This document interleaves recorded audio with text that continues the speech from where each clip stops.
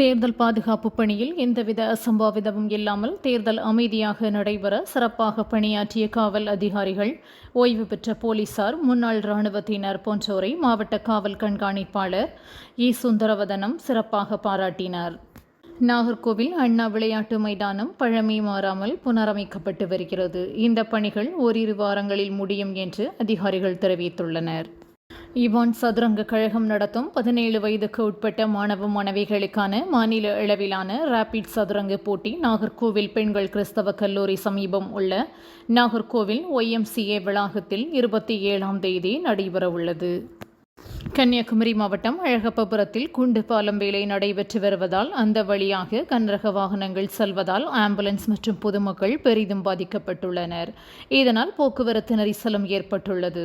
மாவட்ட நிர்வாகம் உடனே நடவடிக்கை எடுக்க வேண்டும் என்று பொதுமக்கள் கோரிக்கை விடுத்துள்ளனர்.